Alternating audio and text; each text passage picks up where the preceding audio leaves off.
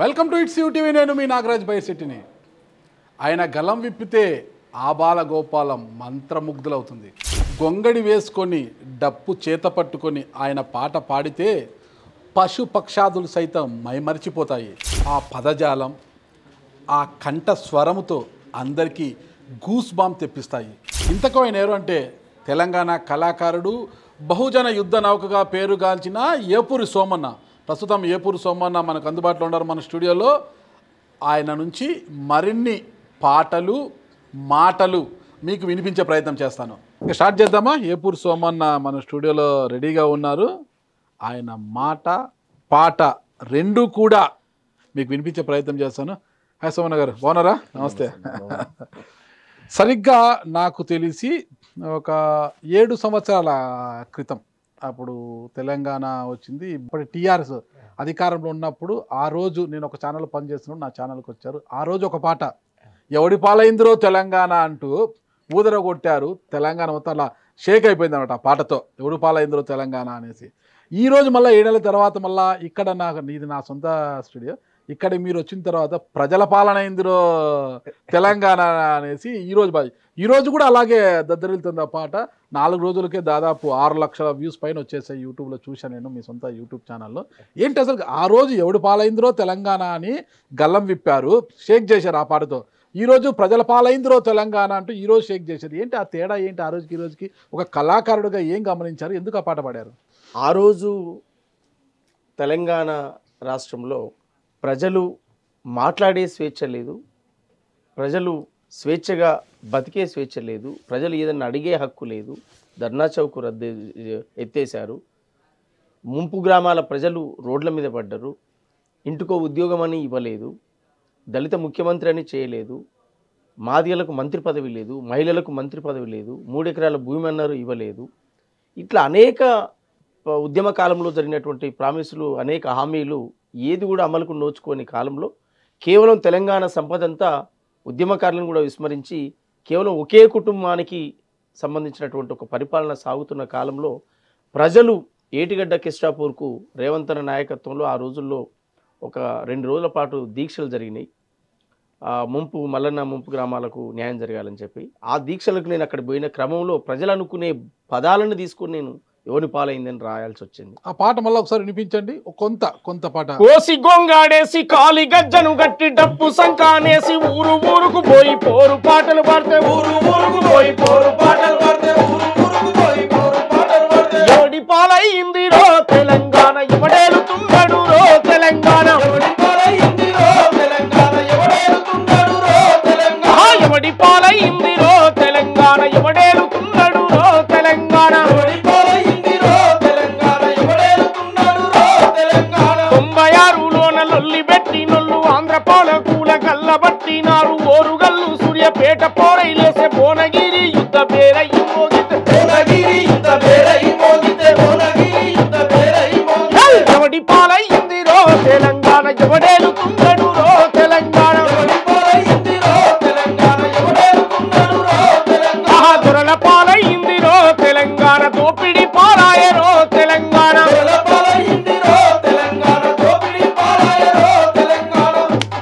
Super.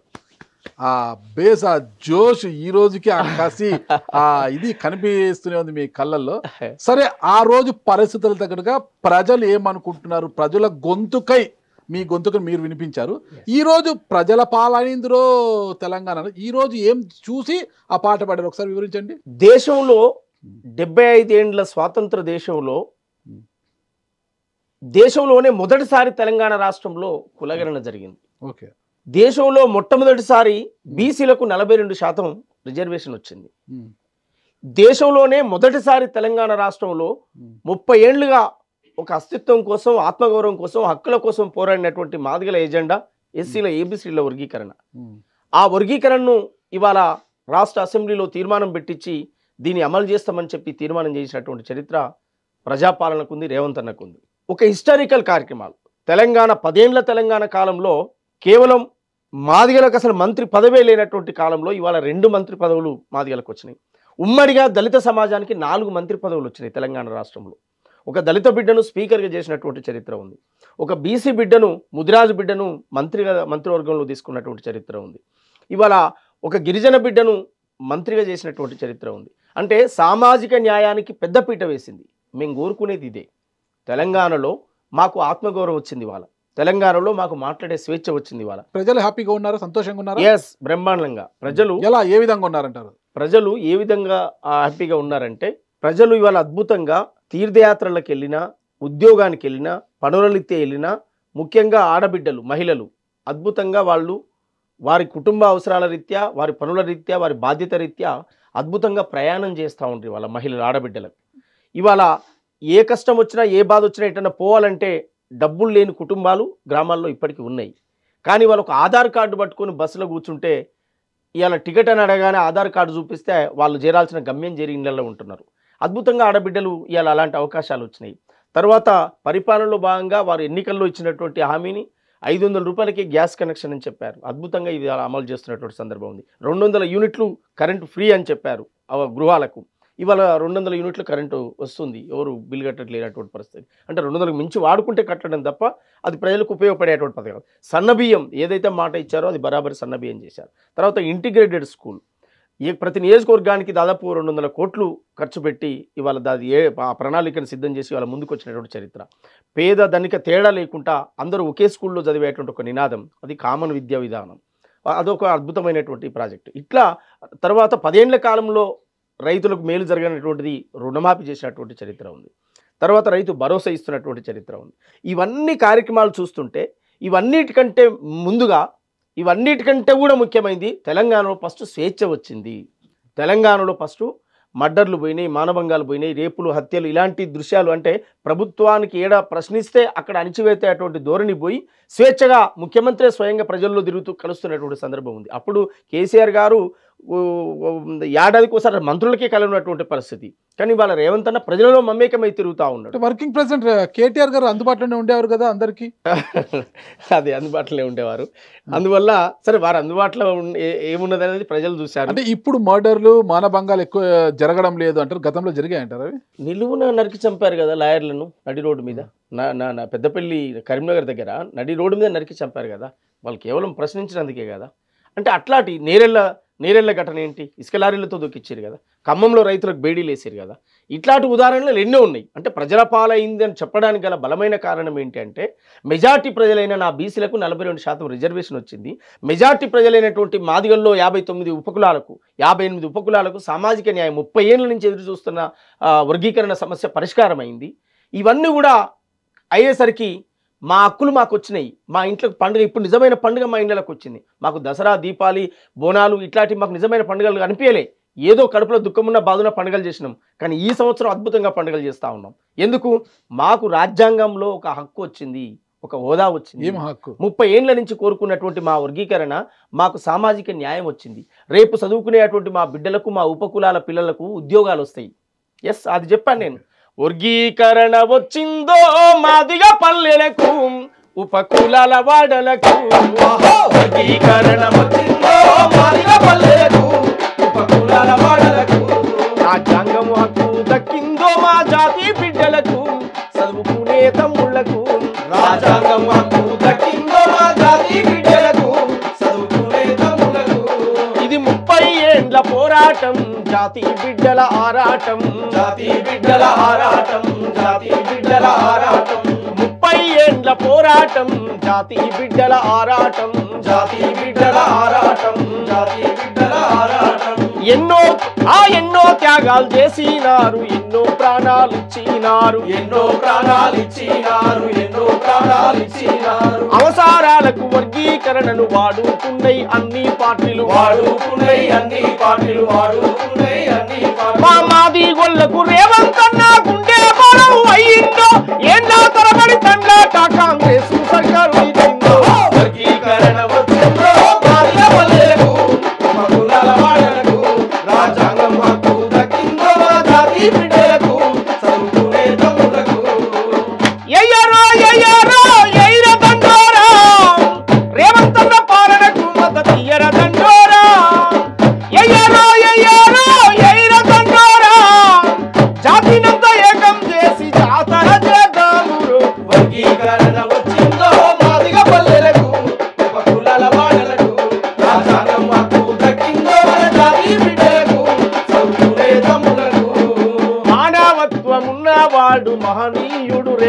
రేవంతన్న మహనీయుడు రేవంతన్న మహనీయుడు రేవంతన్న తప్పులు కొట్టిన మాది గోళ్ళ గుండె చప్పుడు విన్నావాడు గుండె చప్పుడు విన్నావాడు గుండె చప్పుడు విన్నావాడు ఆహా చెప్పులు గుట్టిన మాది గోళ్ళ చెమట నెత్తురు చూసి నోడు చెమట నెత్తురు చూసి నోడు చెమట నెత్తురు చూసి నోడు పడావు పడ్డ మాదిగా వాడల జాడలాను వెతికినాడు జాడలాను వెతికినాడు జాడలాను వెతికినాడు మా మాది గోళ్ళకు రేవంతన్న గుండె బలం అయ్యిందో ఏం తలబడి తండ్రాట కాంగ్రెస్ సర్కారు వర్గీకరణ వచ్చిందో మాదిగ పల్లెలకు మధురాల వాడలకు రాజ్యాంగం హక్కు దక్కిందో మన జాతి బిడ్డలకు చదువుకునే తమ్ములకు.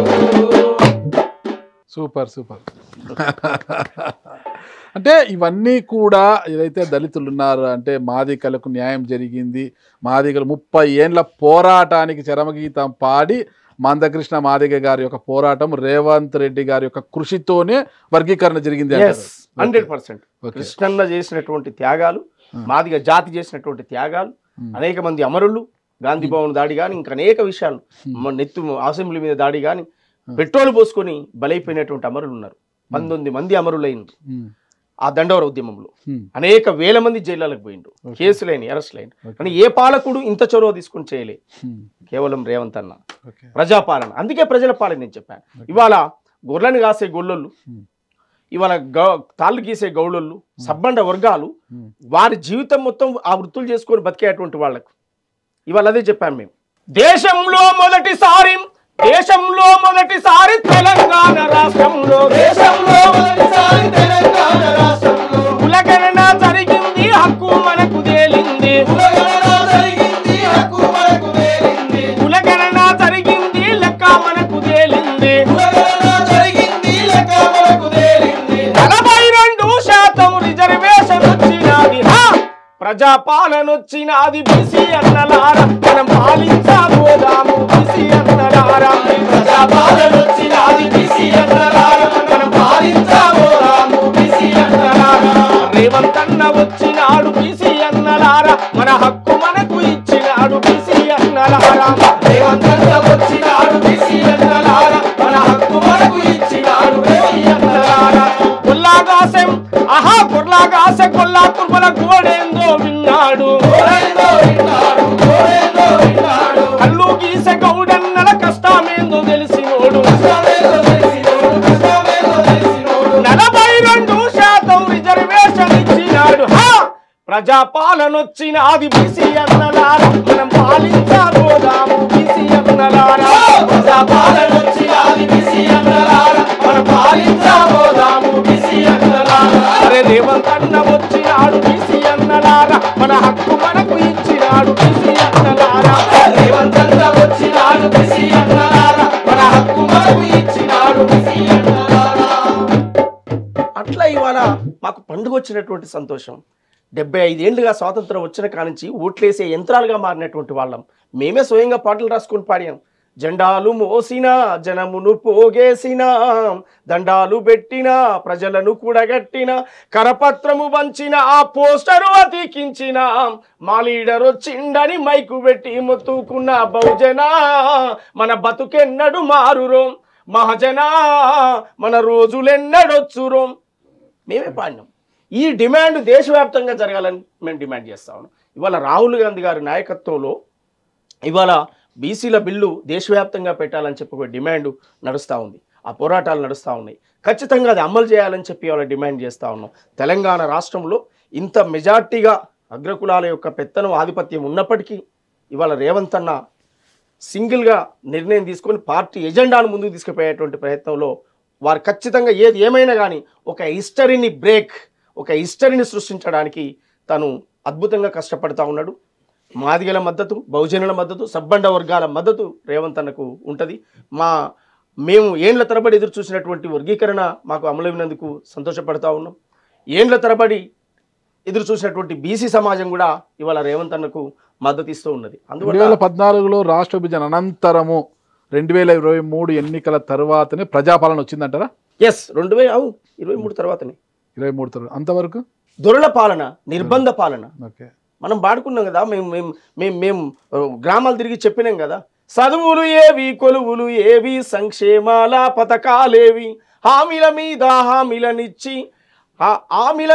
హామీలనిచ్చి అంగట్లోన ముంచినావురం నీ 10 ఏండ్ల పరిపాలన మొత్తం అందని ద్రాక్ష మిగిలినాదిరా వద్దు వద్దురా ఓదొరో నీ పాలనొద్దురా మాదొరం ఇక వశంగాదురా ఓదొరో నిన్ను మోయలేమురా మాదొరం ఇసుక మాఫియా మైనింగ్ మాఫియా మందు మాఫియాతో చిందులేసినవు కాళేశ్వరం మల్లన్న సాగరుతో లక్షల కోట్లు దోసుక తింటివి వద్దు వద్దురా ఓదొరో నీ పాలనొద్దురా మాదొరా ఇది ఈ బాధంతా చెప్పినాం కదా తెలంగాణ సమాజానికి చెప్పినాకనే ప్రజలు కోరుకొని ప్రజాపాలన తెచ్చారు కదా ఇప్పుడు ఏం చెప్పారు మొన్న పాట ఒకసారి ఆలపించండి ఎవరి పాలైందిరో తెలంగాణ ఈరోజు ప్రజల పాలైందిరో తెలంగాణ కదా అదొక పాట మా యూటీవీ వీక్షకుల కోసం ఒకసారి వినిపించండి అది గోసి గొంగాడేసి కాలి గజ్జను గట్టి డప్పు సంకానేసి చల్ ఊరు ఊరుకు పోయి పోరు పాటలు పడితే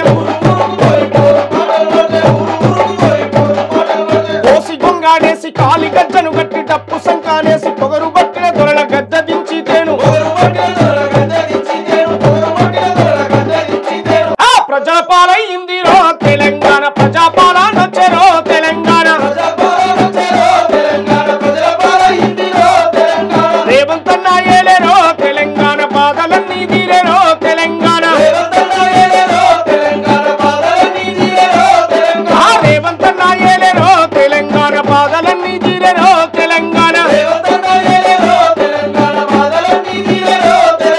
ప్రజల పాలైందిరో తెలంగాణ ప్రజాపాలన వచ్చెరో తెలంగాణ ఇందిరమ్మ ఇల్లు ఇంటిగ్రేటెడ్ స్కూలు 500కే గ్యాస్ కలెక్షన్లు 10 లక్షలతో ఆరోగ్యశ్రీని తెచ్చే ప్రజల పాలైందిరో తెలంగాణ ప్రజాపాలన వచ్చెరో తెలంగాణ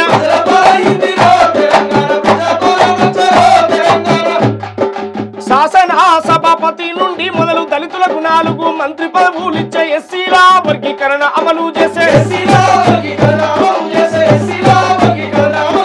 బీసీలకు సమ న్యాయాన్ని చేయించి 42% రిజర్వేషన్ ఇచ్చే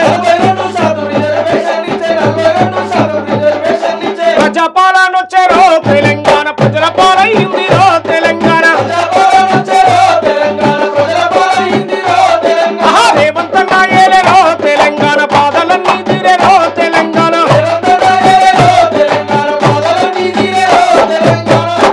సూపర్ ఆ రోజు బాధలు ఈ రోజు బాధలు తీరాయి ఓకే ఖచ్చితంగా చెప్పగలుగుతాం చాలా మంది అనుకోవచ్చు ఏం తీరింది బాధ అని అనుకుంటూ ఉండొచ్చు ఎస్ ఆ పెయిన్ పడ్డది మేము ఆ బాధ పడ్డది మేము మరి ఆ బాధ పడ్డారు అంటే పిలిపిస్తే కృష్ణమాదయ్య గారు ఒక్క పిలిపిస్తే లక్షల మంది తండాలుగా డప్పులు సంఖ్య వేసుకుని ఉరికొచ్చి రోడ్ల మీద ధర్నాలు చేసినాం తిండి లేదు తికాన లేదు నీళ్లు లేవు బువ్వ లేదు బుగ్గి లేదు వాన ఎండ అనుకుంటా కష్టపడి పనిచేసాం ఇలా మా వర్గీకరణ మా ఇంటి ముంగట్టుకు వచ్చింది మేము ఆ సంతోషాన్ని చెప్పొద్దా మేము చెప్పొద్దా సోమన్న మీరు అన్ని కరెక్ట్గా చెప్తున్నారు మీ స్వేచ్ఛ మీకు వచ్చింది మీకు దక్కిన ఫలాలను ప్రజల ముందుకు చెప్పడంలో తప్పేం లేదు గతంలో ఎవడి పాలైందిరో తెలంగాణ దొరల పాలైందిరో తెలంగాణని పాట పాడి తెలంగాణ ప్రజానికానికి అండగా నిలబడ్డారు మీ గొంతుకగా వచ్చిందంతా తెలంగాణకు అండగా నిలబడ్డారు మీరే అంత విమర్శించిన మీరే దొరల పాలైందని విమర్శించిన మీరు 2023 ఎన్నికల నాటికి బీఆర్ఎస్లో పార్టీలో చేరారు మీరు ఎందుకు దొరల పాలైందిరో ఆ రోజు దొరల పాలన మానభంగాలు మర్డర్లు జరిగాయి కేసీఆర్ గారు ఎవరికి అందుబాటులో లేరని విమర్శించిన మీరు ఆ ఎన్నికల్లో బీఆర్ఎస్కు మద్దతు పలికి ఎన్నికల తర్వాత మళ్ళా ఇప్పుడు పాడుతున్న ప్రజల పాలైందిరో తెలంగాణ కాంగ్రెస్ పార్టీలోకి ఎందుకు వచ్చారు తెలంగాణలో వేపూరి సోమన్ అంటే ఒక గాయకుడు మంచి కళాకారుడు ప్రజల వాయిస్గా ఉండే వ్యక్తి ఎందుకు ఈ రాజకీయాలు ఎందుకు అటువైపు ఎందుకు వెళ్ళారు ఇటువైపు ఎందుకు వచ్చారు మరి ఏమి నచ్చి వెళ్ళారు అక్కడ కొన్ని మనం నడుస్తున్న కాలంలో కొన్ని జరిగినటువంటి తప్పటడుగులు ఆ తప్పటడులను సరి చేసుకునేటువంటి ప్రయత్నమే మొన్న పార్లమెంట్ ఎలక్షన్లో మళ్ళీ కాంగ్రెస్లో చేరడం అంటే రాజకీయాలు ఎందుకు అంటున్నాము అంటే రాజకీయాల నుంచి వచ్చిన కళాకారుని నేను ఫస్ట్ అది బేసిక్గా కళాకారు నుంచి రాజకీయాలకు వచ్చారా బేసిక్ కళాకారుడే కానీ ఏ కళాకారుడు రాజకీయ చైతన్యం కలిగిన కళాకారుణ్ణి కేవలం ఎంటర్టైన్మెంట్ చేసే పాటలు ఎంజాయ్ చేసే పాటలు ఏదో డాన్స్ లేసి డ్రామాలు వేసే పాటలు పాడే కళాకారుని కాదు నా పుట్టుక నా నేపథ్యమే రాజకీయ కళాకారుడినే తప్ప నేను నార్మల్గా ఏదో ప్రజలు నలుగురు కూర్చురాట వాళ్ళను నవ్విద్దాము వాళ్ళకి ఏదో టైంపాస్ చెప్పుదాము అనుకునే కళాకారుడిని నేను కాదు. ఒక చిన్న డౌట్ అడుగుతాను, చెప్పండి.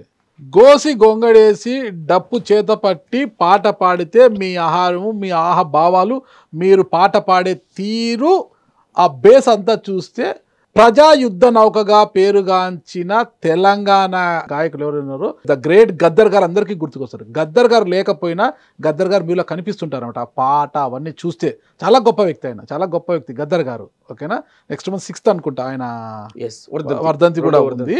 మిమ్మల్ని అలా అంటే ఇప్పుడు గద్దర్ గారు గాయకుడా రాజకీయ నాయకుడు అంటే ఏమంటారు మీరు?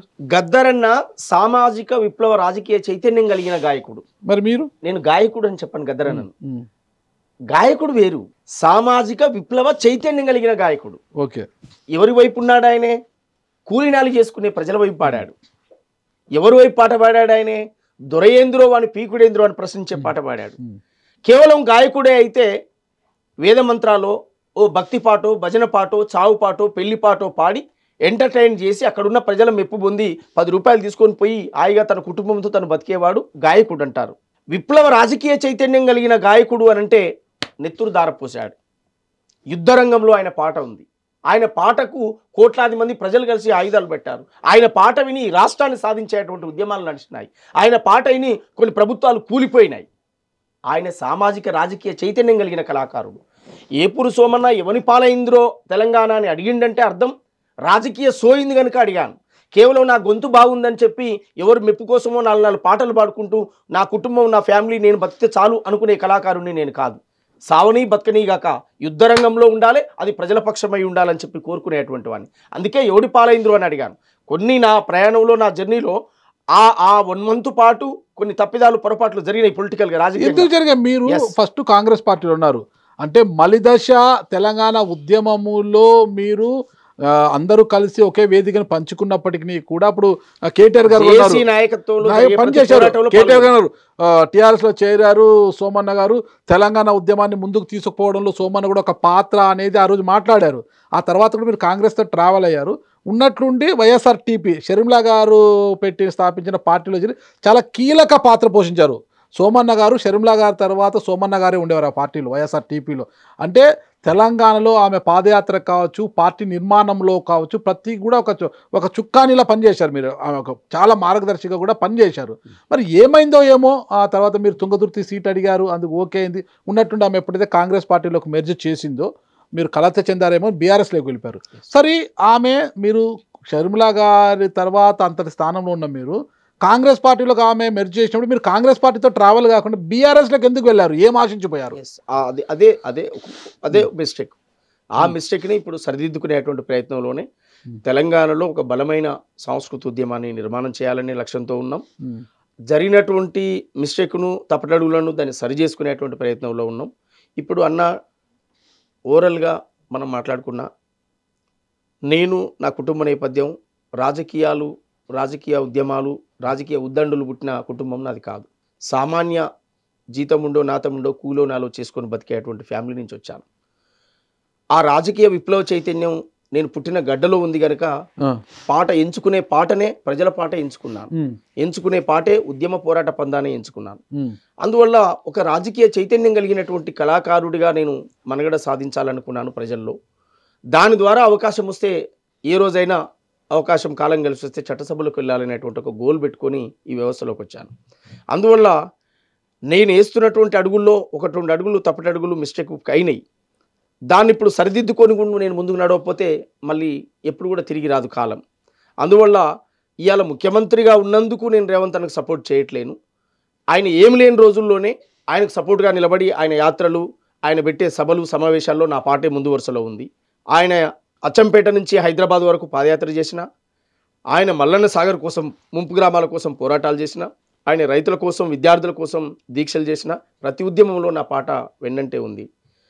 దాన్ని ఎక్కడ పోగొట్టుకున్నానో అక్కడనే వెతుక్కోవాలి కనుక నేను 10 ఏళ్ల కాలం పాటు కాంగ్రెస్కు సపోర్టుగా పనిచేసి, తెలంగాణ రాష్ట్రం వచ్చిన తర్వాత సాంస్కృతిక సారథిలో ఉద్యోగం వస్తే ఆ ఉద్యోగానికి రాజీనామా చేసి ఎవడి పాలైంద్రో అని గొంతెత్తి పాడినోడిని. ఎక్కడ పోగొట్టుకున్నానో నేను అక్కడ వెతుక్కోవాలి, అక్కడ ఉండాలి. కానీ నేను రాంగ్ స్టెప్ వేసానని చెప్పి నేను దాన్ని రివ్యూ చేసుకొని మళ్ళీ రిటర్న్ రావడం జరిగింది. ముఖ్యమంత్రి గారిని కలవడం జరిగింది. వారు అద్భుతంగా రిసీవ్ చేసుకొని జరిగింది అయిపోయింది, ఇప్పటికైనా కలిసి పనిచేద్దాం, నువ్వు ఉండు, నేనున్నా అనేటువంటి హామీ కూడా వారు ఇవ్వడం జరిగింది.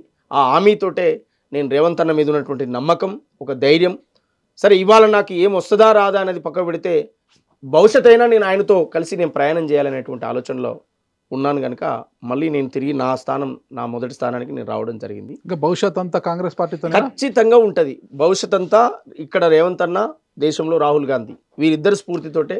ఈడ వ్యక్తి కాదు, పార్టీ ముఖ్యము. రేవంత్ రెడ్డి గారు ఉండొచ్చు, ఉండకపోవచ్చు, భవిష్యత్తు ఏమనేది కాదు.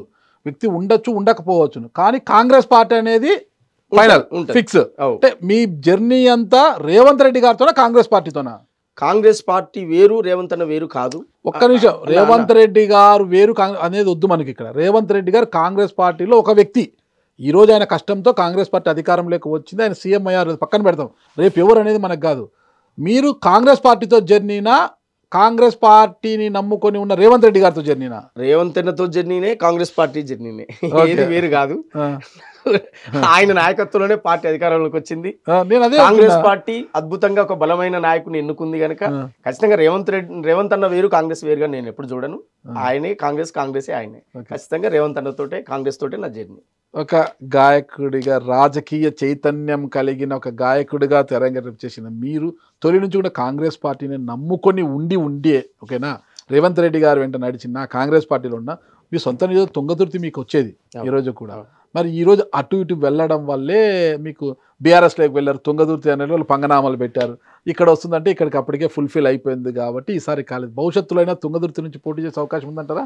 ఎక్కడైనా కావచ్చు అన్న, తుంగతుర్తి అని నేను అనను. అది రేవంత్ అన్న గారు పార్టీ ఎక్కడ ఆదేశిస్తే అక్కడ, నేను కేవలం తుంగతుర్తి అని నేను చెప్పను. అది ప్రజల ఆశీర్వాదం ఉండాలి, పార్టీ సహకరించాలి, రేవంత్ అన్న సహకరించాలి. ఆయన సహకారంతో ఎక్కడైనా కావచ్చు. ఇక్కడ జై తమ్మి అంటే అక్కడ, ఈడ ఉండు అంటే గాడ, అసలు ఏది వేపోటీ వద్దు, నువ్వు నాతోటే ఉండన్నా కూడా ఆయన నేను పనిచేయడానికి డిసైడ్ అయ్యి మానసికంగా ప్రిపేర్ అయ్యి వచ్చాను. అందువల్ల ఇది ఇక్కడ అక్కడ అనేది కాదు, వారి డిసిషన్, అది వారి చేతిలోనే. నా రాజకీయ భవిష్యత్తు వారి చేతిలోనే. అంతే అంతే, ఇంకా మార్పు లేదు. ఏం లేదు. మన సమాజంలో ఒక రాక్షసుడు ఉన్నాడు అనుకోండి. రాక్షసుడు పిల్లలు మనుషులు అవుతారా, రాక్షసులు అవుతారా? రాక్షసులు అవుతారు. రాక్షసులు అవుతారు కదా. సరే, మరి ఏ సందర్భంలో అంటే తెలంగాణకు అడ్డుపడుతున్నాడనో, లేదంటే నచ్చకనో, ఆంధ్రలో వచ్చి ఇక్కడ పాలిస్తున్నారని ఎందుకో గతంలో ఒకసారి మీరు అన్నట్టుగా రాజశేఖర రెడ్డిని ఒక రాక్షసుడిగా అన్నట్టుగా నేనా? గతంలో అంటే తెలంగాణ ఉద్యమం సమయంలో రాజశేఖర రెడ్డి గారు అడ్డుపడుతున్నారు అనేసి మీ పాటలలో దాంట్లో కూడా. అప్పుడు రాజశేఖర రెడ్డి అని కాదు, రాజశేఖర రెడ్డి ఒక వ్యక్తిగాని కాదు మా ఉద్దేశం. సీమాంధ్ర పాలకులని అందరినీ అన్నాం కదా, అందరినీ విమర్శిస్తూ మాట్లాడారు. అలాంటప్పుడు రాజశేఖర రెడ్డి గారి కుమార్తె షర్మిల గారితో ఈయన ఎలా జర్నీ చేశారు అనేసి. లేదు, రాజశేఖర రెడ్డి గారికి మాకు ఏం కోపం. రాజశేఖర రెడ్డి గారు అద్భుతంగా పరిపాలించినటువంటి దేవుడు. తెలంగాణ రాష్ట్రాన్ని వ్యతిరేకించేటువంటి శక్తులు అనేటువంటి ఒక నినాదం వచ్చినప్పుడు ఎవరినైనా వ్యతిరేకించినాం కదా. ఓకే, తెలంగాణకు అడ్డుపడే వాళ్ళని ఎవరినైనా మేము వ్యతిరేకించినాం. ఎస్, అంతే. ఆ కోణం. ఇప్పుడు ఒక రాష్ట్రం రావాలనే డిమాండ్ వచ్చినప్పుడు మా రాష్ట్రం మాకు కావాలంటాం కదా, దానికి అడ్డుపడే వాళ్ళని వ్యతిరేకిస్తాం కదా. అట్లని మేము రాజశేఖర రెడ్డిని వ్యక్తిగతంగానో, చంద్రబాబు నాయుడుని వ్యక్తిగతంగానో మాకేం సంబంధం ఉంటుంది? మా రాష్ట్రానికి అడ్డుపడొద్దు అని అన్నాం తప్ప ఆయనే మేము దేవుళ్ళలాగానే పూజిస్తాం కదా. భవిష్యత్తు ఉంటుందో ఉండదో తెలియని పార్టీ వైఎస్ఆర్టీపీ అప్పట్లో షర్మిల గారు స్థాపించిన పార్టీ. ఏ ధైర్యంతో మీరు ఆ రోజు అక్కడికి? ఆమె మీద ఉన్న నమ్మకమే, అంటే రాజశేఖర రెడ్డి బిడ్డ కదనే నమ్మకమే. నేను వెళ్ళడానికి గల కారణం ఏంటంటే, అన్న నాకు కావాల్సినటువంటిది ఏంటిదన్నా, నాకు ఒక స్పేస్ కావాలన్నా, పొలిటికల్ గా ఒక స్పేస్ కావాలి, రాజకీయంగా ఒక అవకాశం కావాలి ఖచ్చితంగా. కేవలం నేను ముందుగా చెప్పినట్టుగా కేవలం ఎంటర్టైన్మెంట్ చేసేవాడిగానైతే నేను ఈజీగా వెళ్ళిపోదును, నాకు ఏది అవసరం లేదులే అనుకోని. లేదా బ్యాక్గ్రౌండ్ ఉన్న అయితే ధైర్యంతో ఉందును, మా నాన్న ఉన్నాడులే, మా తాత ఉన్నాడులే, వాళ్ళే తెస్తారు, నాకేందిలే అనుకుందును. ఏది లేదు, ఇక్కడ అన్ని నేనే తయారు చేయాలి కనుక నా తాపత్రయం ఏంటంటే, అయ్యో ఒక స్పేస్, ఒక అవకాశం దొరుకుతుందేమో అనేటువంటి ఒక ఆశ. మనిషిని కదన్నా, నేను దేవుని ఏం కాదు, నాలో పొరపాట్లు ఉండొచ్చు, నాలో తప్పులు ఉండొచ్చు, ఒప్పుకోవడం అనేది గొప్ప. దాన్ని సరిదిద్దుకుంటా, ఖచ్చితంగా సరిదిద్దుకుంటా. ఓసారి జరిగింది ఓ మిస్టేక్, దాన్ని సరిదిద్దుకోవడానికి సిద్ధంగా ఉన్నా. అందువల్ల ఇలాంటి మిస్టేక్ జరగదు. ఎందుకు జరుగుతుంది? ఎందుకు జరుగుతుంది? జరగాల్సడానికి ఛాన్సే లేదంటున్నా. ఎందుకు? ఆ రోజున్న పరిస్థితి వేరు, ఈ రోజున్న పరిస్థితి వేరు. నాకు అందువల్ల ఇవాళ పార్టీ అధికారంలోకి వచ్చింది, ముఖ్యమంత్రి గారు అందుబాటులో ఉన్నారు, ఉండాల్సినటువంటి ధైర్యం ఇచ్చిర్రు, ముందుకు పోతామే నేను ఉన్నా అని చెప్పిండ్రు, అంత భరోసా ఇచ్చారు. అందువల్ల నాకు ఆ ఇబ్బంది ఏం లేదు. అందువల్ల ఒక స్పేస్ సంపాదించాలనే ఉద్దేశమే తప్ప ఇక్కడ ఇంకేదో కాదు. ఇంకేదో అనుకుంటే నా టాలెంట్ను ఉపయోగిస్తే నేను కూడా లగ్జరీగానే హాయిగా నా పని నేను చేసుకొని హ్యాపీగా బతకగలుగుతా. అది కాదు సమస్య. పాటతో మొదలైన నేను నా పాటతో లక్షలాది మంది ప్రభావితం చేయగలగాలి, అనేక మందిని లీడర్లు తయారు చేయాలి, నేను గెలవడం కాదు అనేక మందిని గెలిపించాలి, నడిపించాలి అనేది నా ఉద్దేశం. అందుకు మీ పాటే ముఖ్యమవుతుంది. ఎస్, అందువల్ల ఆ పాటే ఇవాళ ఎవడి పాలైందో అంటే ఓ రాజ్యం అయితే ప్రశ్నించగలిగిరుగా ప్రజలు, దించగలిగారు కదా ప్రజలు. స్వయంగా ఆ రోజున్న ముఖ్యమంత్రి కేసీఆర్ గారే ఎవరి పాలైందని అంటారు, నా పాలే అయిందని ఒప్పుకుంటారు బాజాప్తుగా. అంటే పాలకుల నోళ్ళల్లో నా పాట వినపడ్డది, ఆడి వరకు తీసుకుపోగలిగిన ఒక పాట రాసి ఒక ముఖ్యమంత్రి, ఒక రాష్ట్రాన్ని పాలించే ముఖ్యమంత్రి నోట ఆ పాటను అనిపించగలిగిన ఆ విషయంలో గద్దరన్న నాకు చేయగలిపాడు. అరే నీకు కంగ్రాట్స్ చెప్తున్నారా అని చేయగలిపాడు. ఎందుకన్నా అన్న అంటే అరే మన పాట ఆడవాడి, ఆయన డైలాగ్ ఇట్లే, మన పాట ఆడు వాడిండ్రా అన్నాడు. అంటే ఆడవాడు అనగానే కేసీఆర్ వాడాడు అంటే ఇట్లా పెద్ద ఆయన కదా ఆయన అట్లా అన్నటువంటి పదాలు. అందువల్ల నేను చాలా గర్వపడ్డా. సరే అందులో ఆ పాట పాడితే ఏమొచ్చింది నాకు, అది రాస్తే ఏమొచ్చింది అనేది పక్కకు పెడితే ఒక సమాజాన్ని మార్చడం కోసం నా పాట పనిచేసింది అనడంలో గర్వపడతాను నేను. ఎవడి పాలైందిరో అని ఆయన అడిగినందుకు ప్రజలు రిసీవ్ చేసుకున్నారు. ప్రజల పాలైందని చెప్పి ఇవాళ అడుగుతున్నందుకు కూడా ప్రజలు రిసీవ్ చేసుకుంటారు. 96 మంది 100 మందిలో 96 మంది నాకు పాజిటివ్ కామెంట్లు పెడుతుండ్రు, ఒక 4 మాత్రమే నెగిటివ్ గా పెడతాను. సంతోషపడుతున్నా, నవ్వుకుంటున్నా ఇది చూసుకొని. ఎట్లయింది ప్రజాపాలన అంటే బాజాప్తులో చెప్తున్నా. వర్గీకరణ వచ్చింది, 30 ఏళ్ల పోరాటం మాకు అమలవుతున్నది. మాకు 50-75 ఏళ్ల స్వాతంత్ర దేశంలో మా బీసీలను గుర్తించినోడే లేడు. ఇవాళ బాజాప్తుగా కట్టుకొని నిలబడి పోరాటం చేసి వాళ్ళ ఢిల్లీ దాకా తీసుకుపోయింది ఆ ఉద్యమాన్ని. ఖచ్చితంగా మీరు దేశవ్యాప్తంగా అమలు చేయాలని చెప్పి మోడీని డిమాండ్ చేస్తాము. ఈ సంతోషం చెప్పుకోవద్దా సమాజంలో మేము? ఖచ్చితంగా రాజకీయ ఎన్నికలు, ఎత్తుగడలు, హామీలు కొన్ని అమలు కావచ్చు, కొన్ని కాకపోవచ్చు, రకరకాల ఏ పార్టీలైనా జరుగుతాయి అవి. కానీ ఒక బలమైన హిస్టారికల్ సమస్యలు ఇక్కడ పరిష్కారం జరిగినాయి. అది నేను చాలా గర్వపడతా ఉన్నాను. లాస్ట్ ఇంటర్వ్యూలో విన్నా కానీ పెద్ద గుర్తు లేదు నాకు. మీరు ఎంతవరకు చదువుకున్నారు? నేను చదివింది ఏముందన్నా 7-8 అంతే, అదే 8 చదువుకున్నారో విన్నాను. మరి ఈ పాట రాయడము ఇదంతా అసలుకి ఇంత గొప్ప అంటే పాట రాయాలన్నప్పుడల్లా ఏం చేస్తా అంటే వెలిశాల పోయి మంచినీళ్ళు తాగుతా.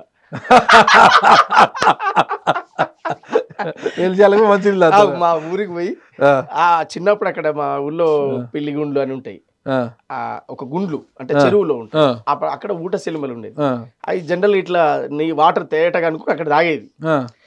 ఇప్పుడు ఇవన్నీ బాటిల్స్ ఈ సిస్టమ్ కానీ జనరల్ గా మీ చిన్నతనం కావచ్చు, మా చిన్నతనం బాల్యంలో మొత్తం కూడా వాటర్ ఇట్లా అనుకొని తాగడమే కదా. మేము కూడా చిన్నప్పుడు పెద్దంకలో చేపలు పట్టకపోతుంటాయి గాలాలు తీసుకొని, ఆడికి వెళ్ళినప్పుడు నీళ్లు దాహం అయితే నీళ్లు పారుతుంటాయి, వాటిని ఇలా చేయితో అనేసి తేటగా అనుకొని దాన్ని ఎత్తి ఇట్లా తాగుతుంటే.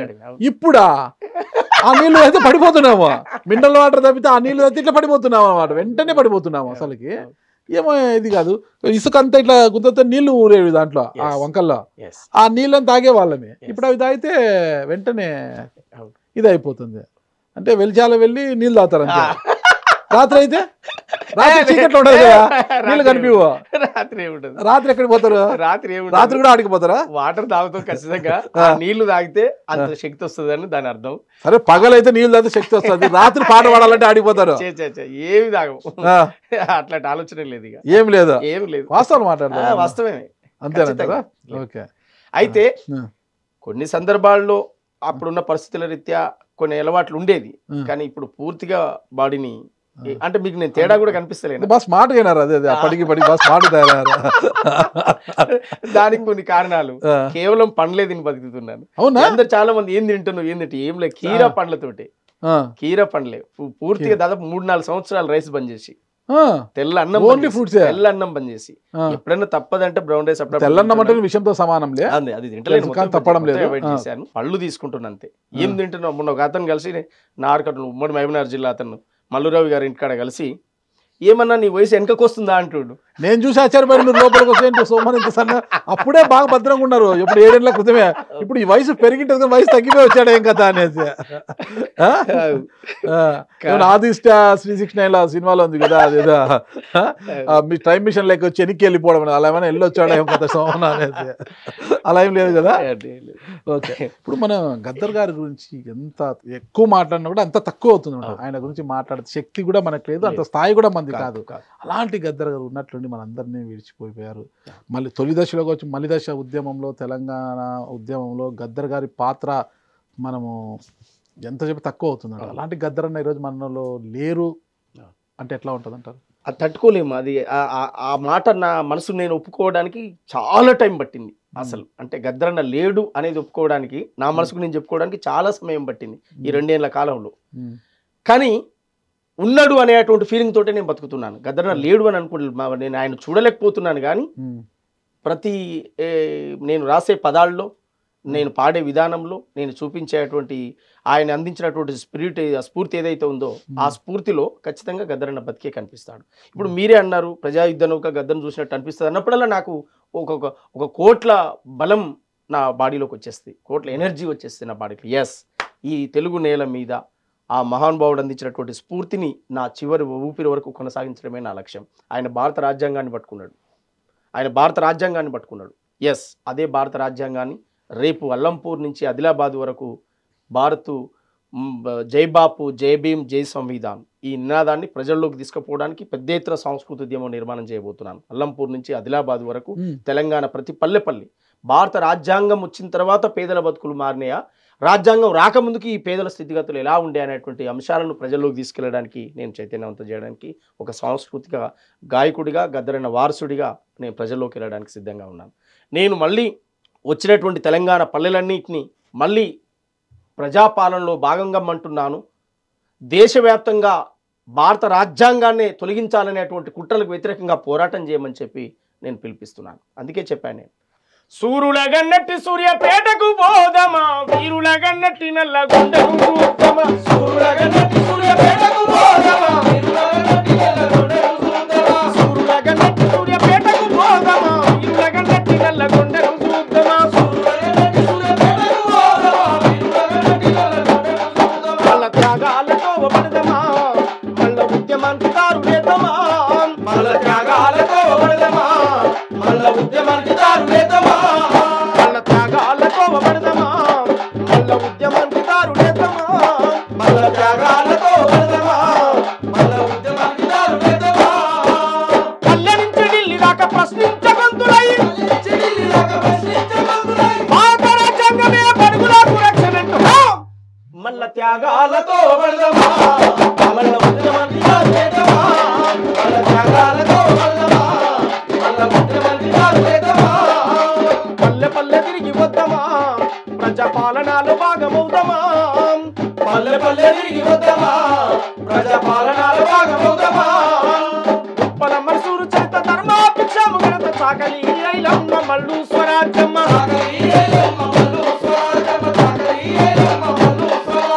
యుద్ధగీతి శుద్ధాల పండి యాదగిరి మా రోజు వీరన్న మన పెళ్లిలను తక్క,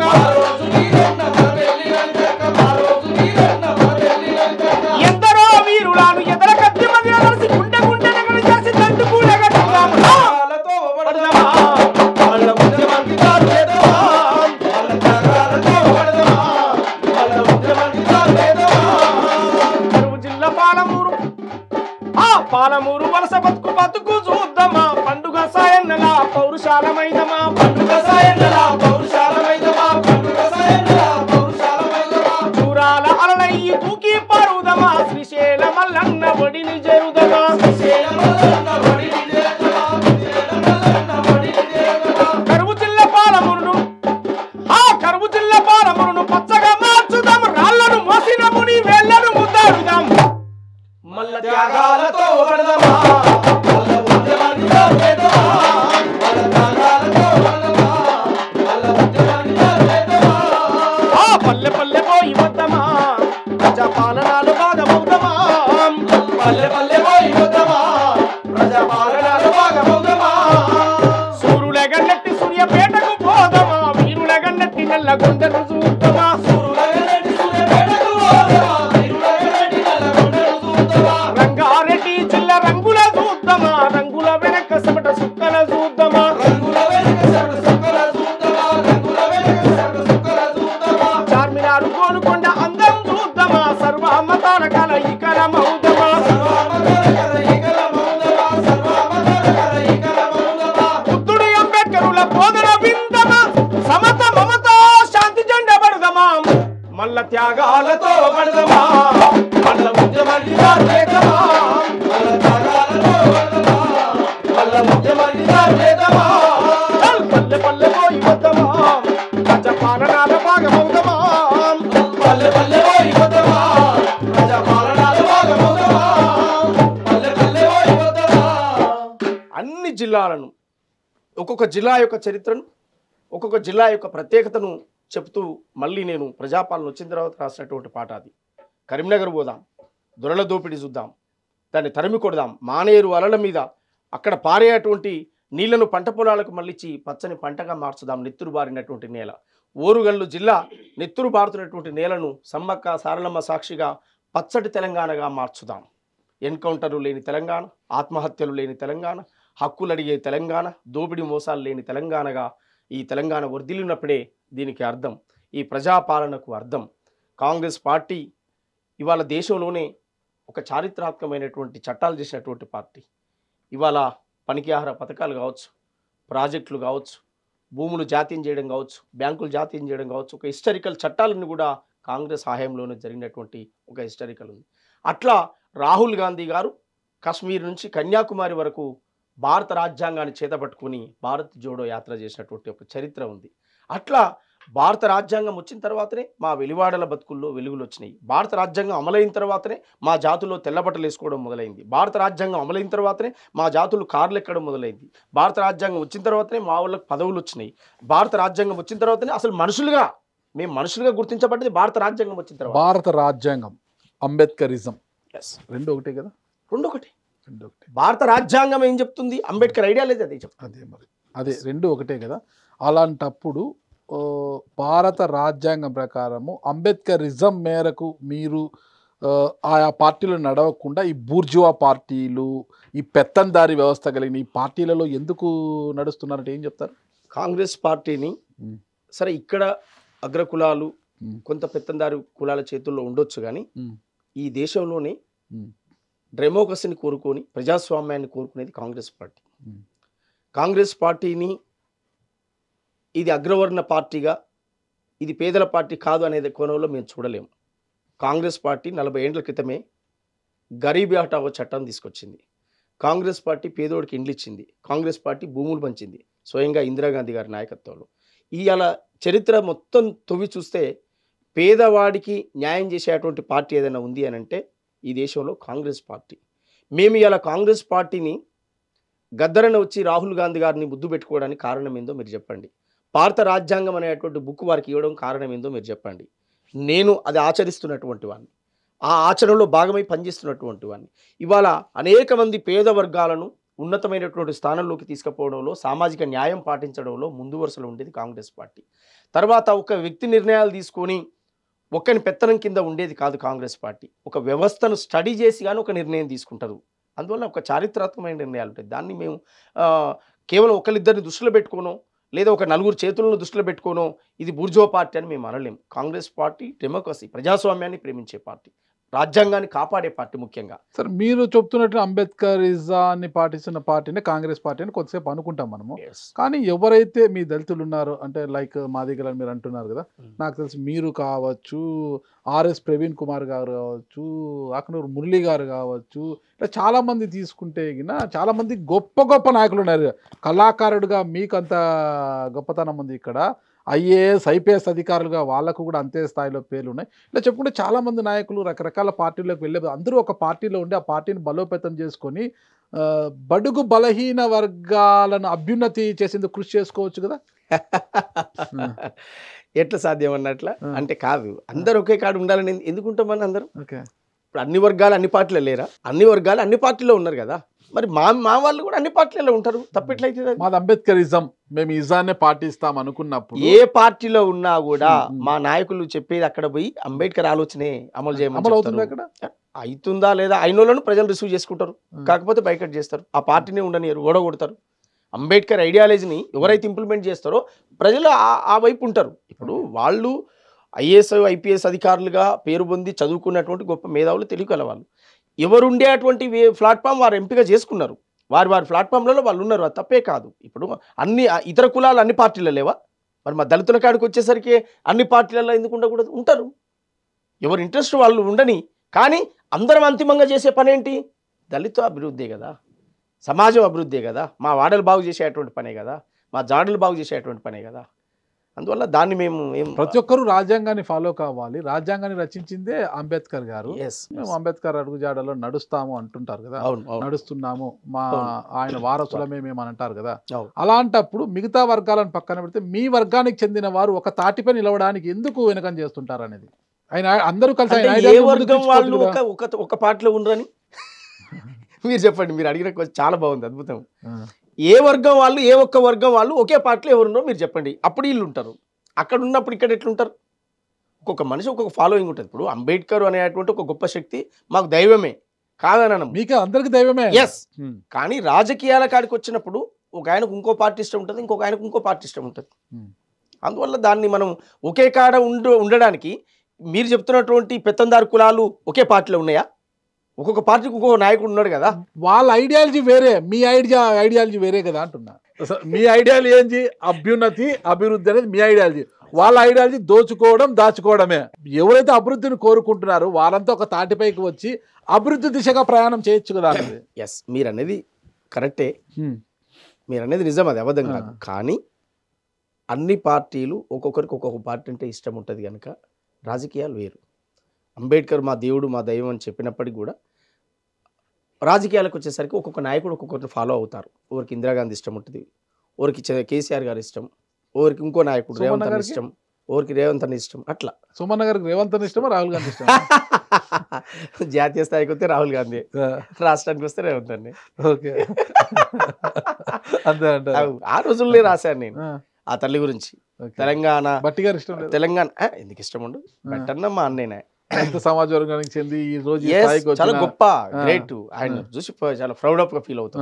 దామోదర్ రాజనరసింహ గారు చాలా ప్రౌడ్ గా ఫీల్ అవుతాం. ఆ కాలంలోనే నేను తెలంగాణ 2010-12 కాలంలోనే నేను సోనియా గాంధీ యొక్క గొప్పతనం చెప్పాను. నేను అద్భుతంగా చెప్పాను.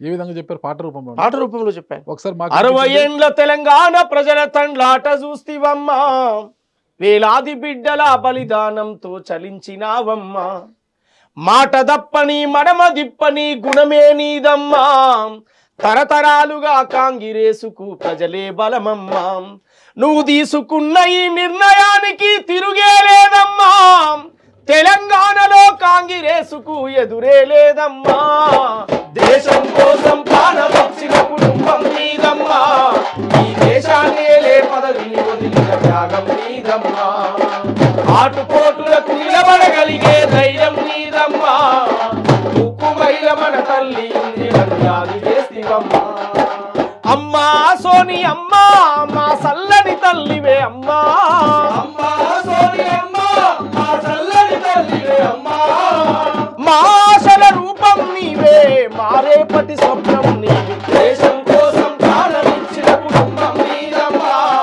ఈ దేశాన్నే లే పదవిని వదిలిన త్యాగం నీదమ్మా, ఆటుపోటులకు నిలబడగలిగే ధైర్యం నీదమ్మా, ఉక్కుమైన మన తల్లి ఇందిరన్యాది చేస్తివమ్మా, 133 సంవత్సరాల కాంగ్రెస్ పార్టీ స్వతంత్ర భారత సంగ్రామానికి సైరనూదెనమ్మా, స్వతంత్ర భారత సంగ్రామానికి సైరనూదెనమ్మా, స్వతంత్ర భారత సంగ్రామానికి సైరనూదెనమ్మా, గాంధీ నెహ్రూ వల్లభాయి పటేలుల వారసత్వమమ్మా, గాంధీకి దత్తత బిడ్డ ఇందిరా రాజ్యమేలెనమ్మా, గాంధీకి దత్తత బిడ్డ ఇందిరా రాజ్యమేలెనమ్మా, గాంధీకి దత్తత బిడ్డ ఇందిరా రాజ్యమేలెనమ్మా, నిరంతరముగా ప్రజల కోసము పరితపించనమ్మా, నిరంతరముగా ప్రజల కోసము పరితపించనమ్మా, దేశద్రోహుల బాంబుల దాడికి బలైపోయెనమ్మా, దేశం కోసం ప్రాణమిచ్చిన కుటుంబం నీదమ్మా, ఈ దేశాన్నే లే పదవిని వదిలిన త్యాగం నీదమ్మా, ఆటుపోటులకు నిలబడగలిగే ధైర్యం నీదమ్మా, ఉక్కుమైన మన తల్లి ఇందిరన్యాది చేసినమ్మా, యువనేత రాహుల్ గాంధీ ముందుకొస్తేనమ్మా, తప్పకుండా ఈసారి ఢిల్లీకి రాజవుతాడమ్మా, తప్పకుండా ఈసారి ఢిల్లీకి రాజవుతాడమ్మా, తప్పకుండా ఈసారి ఢిల్లీకి రాజవుతాడమ్మా, అమ్మా సోని అమ్మా మా సల్లని తల్లివే అమ్మా, అమ్మా సోని అమ్మా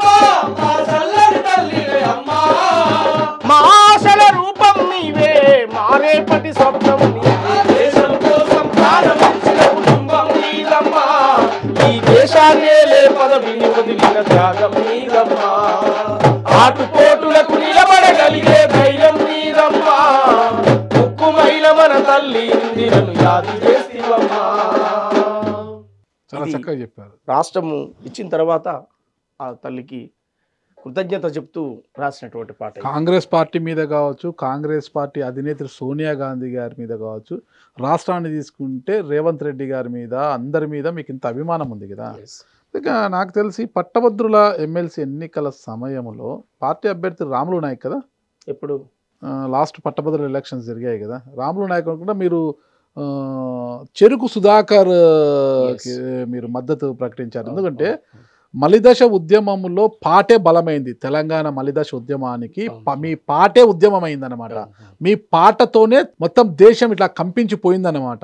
కేంద్రం కూడా దిగి వచ్చి తెలంగాణ ఇవ్వడం జరిగింది. మీ పాటకున్న బలం అంతటిది. రాములు నాయక్ కాకోకుండా మీ పాటను అంతా కూడా చెరుకు సుధాకర్ గారికే మద్దతుగా ప్రకటించేసేందుకు కారణం ఏంటి? అప్పుడు ప్రకటించడానికి గల కారణం, సుధాకర్ అన్న తెలంగాణ ఉద్యమకారుడు, చాలా ఏండ్ల నుంచి ప్రజా ఉద్యమాల్లో, రాజకీయ పాటే బలమైంది ఆయన. రాజకీయ ఉద్యమాల్లో ఉన్నటువంటి నాయకుడు సుధాకర్ అన్న అంటే నాకు వ్యక్తిగతంగా నాకు అభిమానం బాగా. ఎందుకు అభిమానం అంటే తన ఉద్యమాలను ప్రేమించినటువంటి వాడు. తన సర్వీస్ చేయడమే తప్ప తను ఏం ఆశించింది లేదు, ఏం వచ్చింది కూడా లేదు. అందువల్ల అలాంటి ఒక నాయకుడు వచ్చినప్పుడు ఇది న్యాయబద్ధంగా సుధాకరణకు రావాల్సినటువంటిదే అనేటువంటిది నా పర్సనల్ ఒపీనియన్. కనుక నేను ఆ రోజు ఉన్నటువంటి పరిస్థితిలో నేను అన్నకు సపోర్ట్గా నిర్ణయం తీసుకోవడం జరిగింది.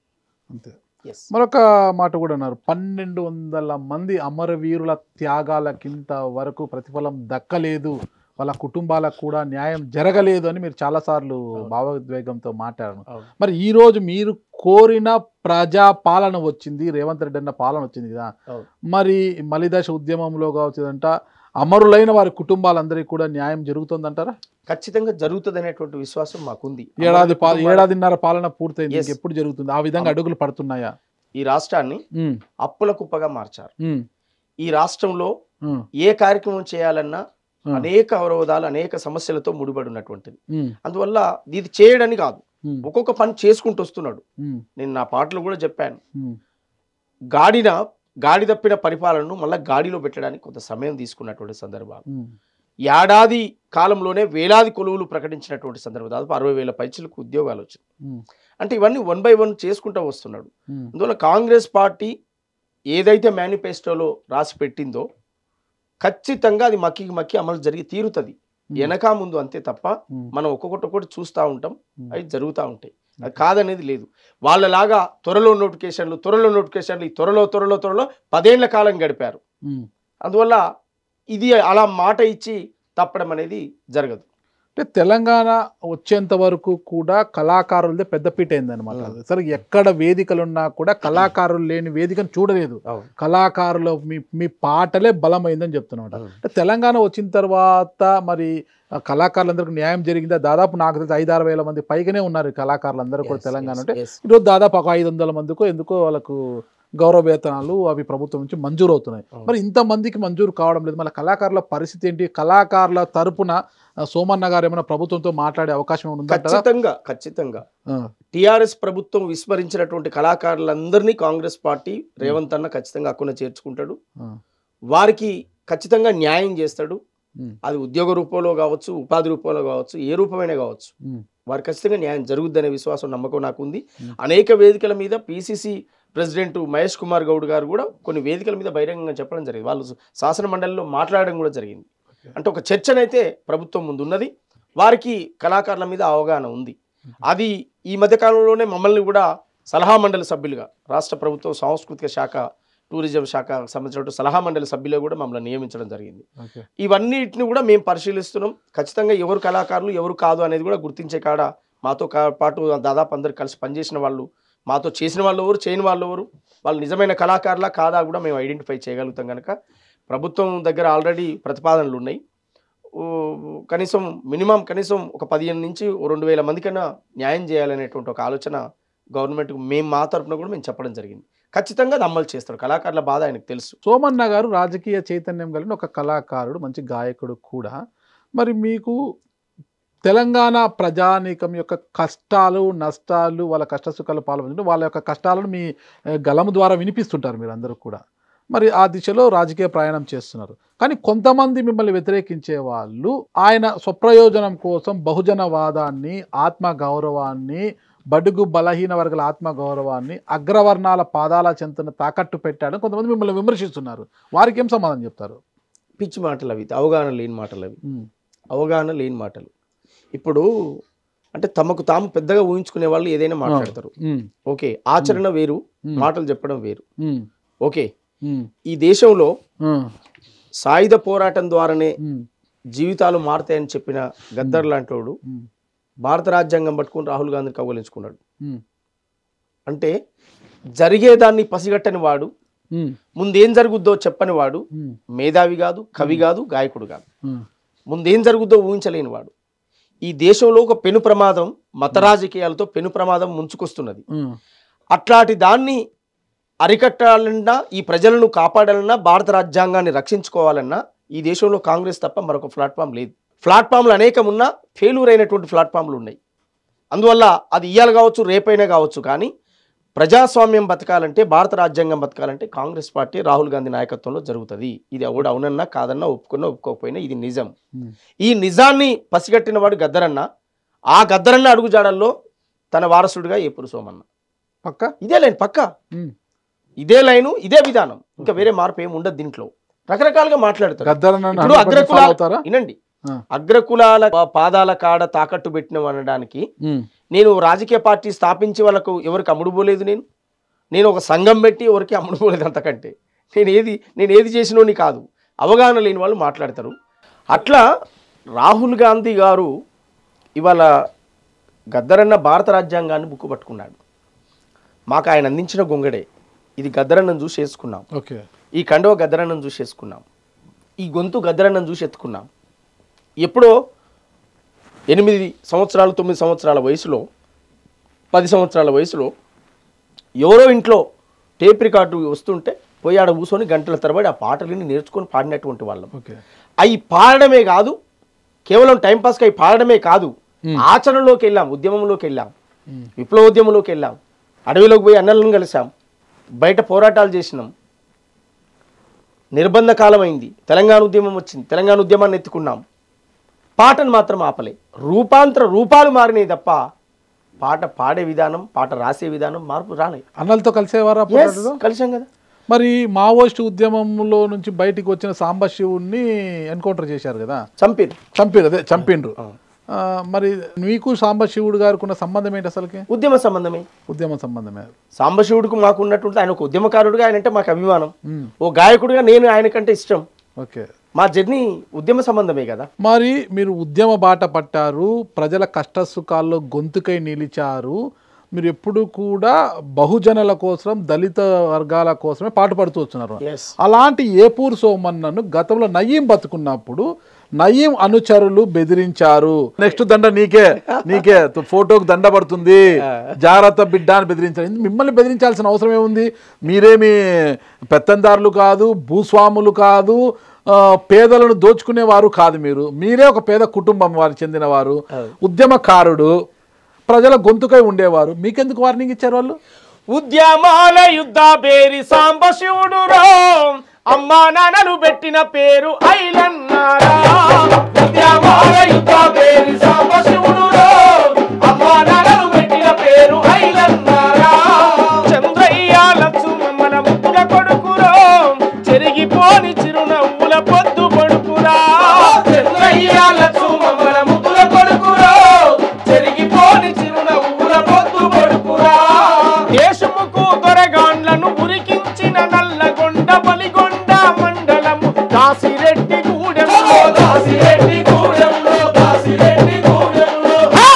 కురుమగొల్ల ఇంటిలోన పుట్టి పెరిగెరో, కూలినాలి బతుకు చూసి కలత చెందేరా.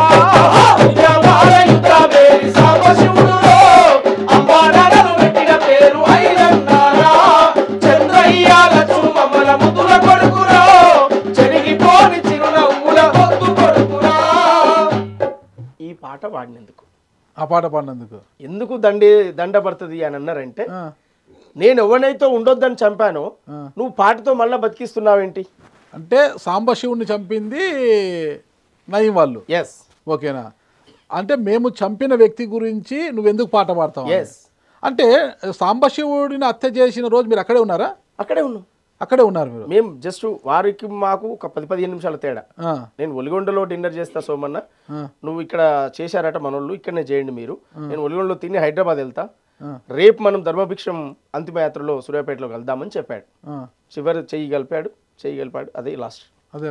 జస్ట్ సాంబశివుని చంపాల్సిన అవసరం నయీంకి ఎందుకు వచ్చిందంటారు? రాజకీయమే. రాజకీయంగా భువనగిరిలో బాగా వేస్తే మా ఆటలు సాగాయి. రాజకీయంగా స్ట్రాంగ్ అయితే ప్రమాదం కదా, నాకు ప్రమాదం కదా, నన్ను ఉంచాడు కదా బలపడితే. ఏదో ఆయన పని ఎక్కడ చేసుకుని తిరిగి ఉండని, నాకు సంబంధం లేదు. భువనగిరిలో వచ్చి పాగా వేస్తాంటే నేను ఎట్లా ఊరుకుంటా?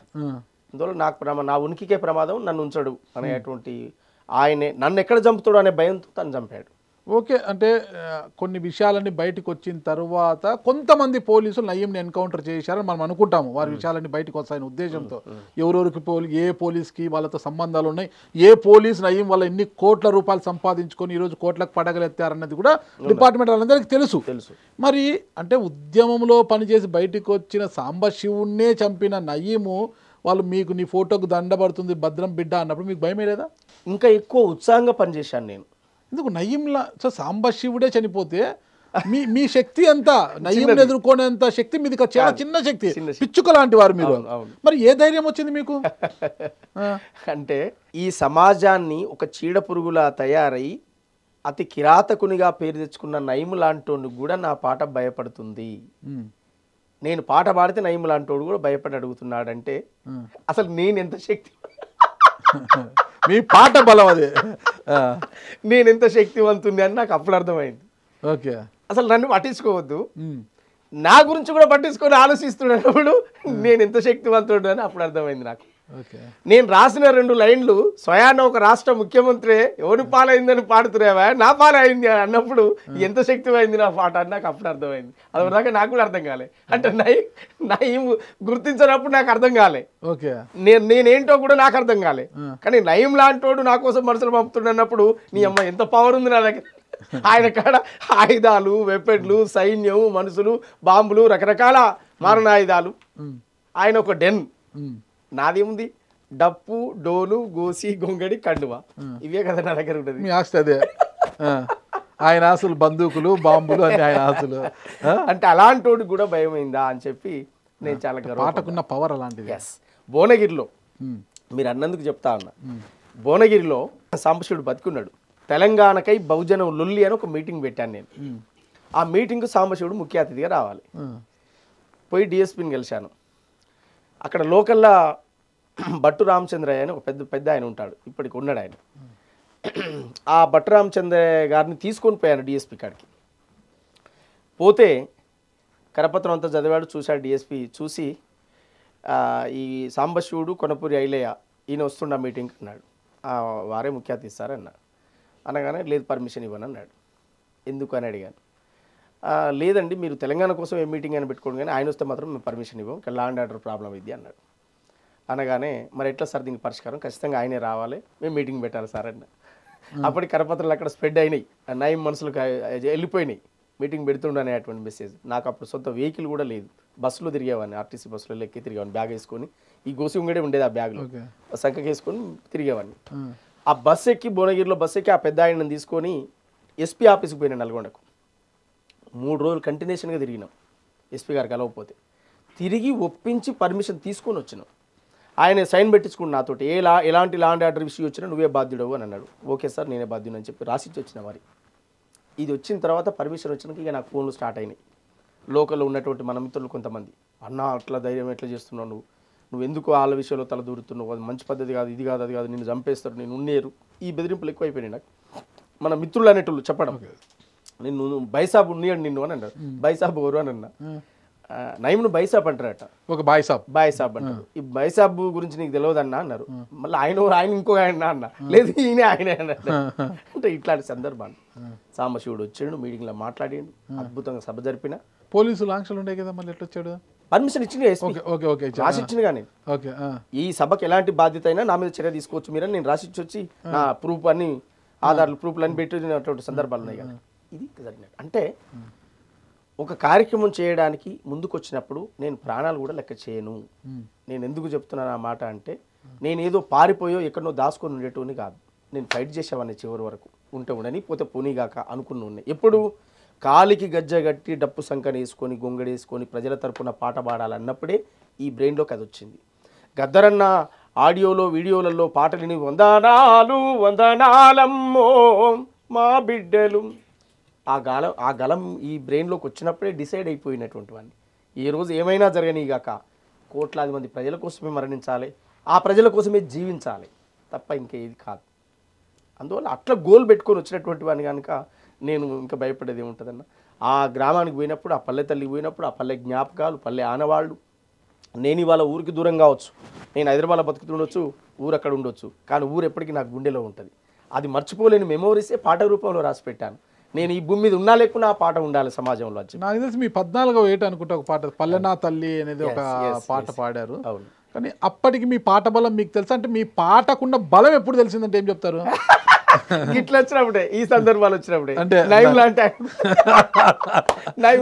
గుర్తించిన నయం లాంటి వాళ్ళు గుర్తించినప్పుడు, కేసీఆర్ గారు గుర్తించినప్పుడు మీ పాటకున్న బలం ఇట్లా ఉంటుందా అని గద్దరన్న వచ్చి నా చేయి పట్టుకొని అరే నాకు చేయగలుపురా అన్నప్పుడు నేను ఆశ్చర్యపోయినా. అసలు నా ఒళ్ళు ఇలా ముళ్ళెక్కుతుంది, పులకరించిపోయింది నా ఒళ్ళు. అంటే ఏదో సాధించినంత బలం అయిపోయింది. ఎందుకన్నా అన్న అని నన్ను ఇట్లా కొట్టి అరే మన పాట వాడు పాడిండ్రా అన్నాడు. ఎంత హ్యాపీ ఫీల్ అయిందో అసలు దానికి అవదులు. అట్లా పడిలేసే వయసులో పల్లెంత కలదిరిగి ఆట పాటలాడుకున్నాం, పండు వెన్నెలగాసె నడిజాము రాత్రిలో నిదురన్నదే ఎరుగకున్నాం. అవ్వ అయ్యా నిడిసి అమ్మ ఆ పొద్దుగు కిందంటే దేవల్ల గుడి కాడ పోరగాండ్లతో గుంపులాట, కోలాటము డప్పు చప్పుళ్ళ మోతిని జనమంతా గూడిరా సోట, కోలాటము డప్పు చప్పుళ్ళ మోతిని జనమంతా గూడిరా సోట. అల్ల దుర్గము ఇల్ల దుర్గము జాగిల్ల మూగిల్లాట, వరుసైనోళ్లకు ఎరుకబెట్టి వచ్చే ముక్కు గిచ్చుకునే ఆట, వరుసైనోళ్లకు ఎరుకబెట్టి వచ్చే ముక్కు గిచ్చుకునే ఆట.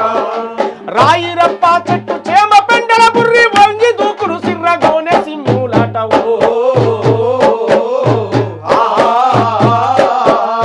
పల్లె నా పల్లె తల్లి నువ్వు యాదికొస్తే మనసు ముసినట్టున్నది, పల్లె నా పల్లె తల్లి జ్ఞాపకాలు మదిలో అలలు అలలుగా గదిలి ప్రతిరూపమై కండ్ల ముందు గదులుతుంటే పడిలేసే వయసులో పల్లంత కలదిరిగి ఆట పాటలాడుకున్నాం, పండు వెన్నెలగాసె నడిజాము రాత్రిలో నిదురన్నదే ఎరుగకున్నా, పండు వెన్నెలగాసె నడిజాము రాత్రిలో నిదురన్నదే ఎరుగకున్నా. అవ్వ అయ్యా నిడిసి తోటి పిల్లల కలిసి ముత్యాలమ్మ బండ కాడా, ఈత పండ్లను చూసి రాళ్లతోని కొట్టి రాలుతుంటే మురిసిపోయినా, ఈత పండ్లను చూసి రాళ్లతోని కొట్టి రాలుతుంటే మురిసిపోయినా. ఒకనెనుక ఒకడెక్కి పంట జారుతుంటే గుండె నిండా పొంగే ఆనందం.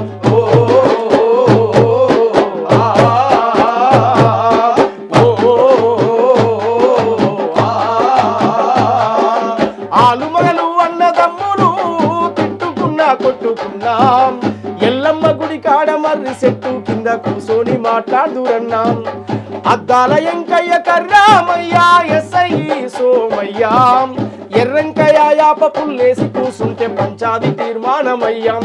ఏ కోపాలు తాపాలు పెట్టుకోవద్దని కూడుండమని మంచి మాటలు చెప్పేది పల్లె నా పల్లె తల్లి నువ్వు యాదికొస్తే మనసు మురిసినట్టున్నది, పల్లె నా పల్లె తల్లి నువ్వు యాదికొస్తే మనసు మురిసినట్టున్నది, పల్లె నా పల్లె తల్లి.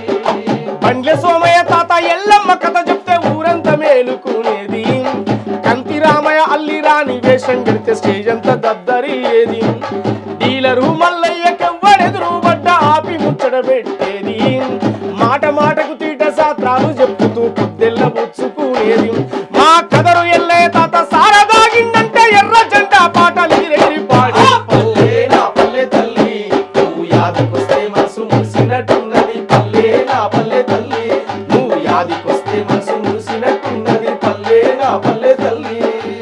కథ బుర్ర కథ భాగవతం ఆడితే ఊరంతా చూడబోయేది ముసలెళ్ళు ముడిగొళ్ళు ముందుగాలిన పోయి తావాపి కూల వాడేది వయసు మీదున్నోళ్ళు మనసిచ్చుకున్నోళ్ళు వరుగొరగ సైగ చేసేది ఆట పక్కకు పెట్టి సందుళ్ళ గొంతుళ్ళ తీట ముచ్చట పెట్టేది ఆ జేరుపోతుల సోమయ్య ఏషామేసి ఎగిరెగిరి పడుతుంటే జనమంతా పల్లె నా పల్లె తల్లి నువ్వు యాదికొస్తే మనసు ముసినట్టున్నది పల్లె నా పల్లె తల్లి నువ్వు యాదికొస్తే మనసు ముసినట్టున్నది పల్లె నా పల్లె తల్లి.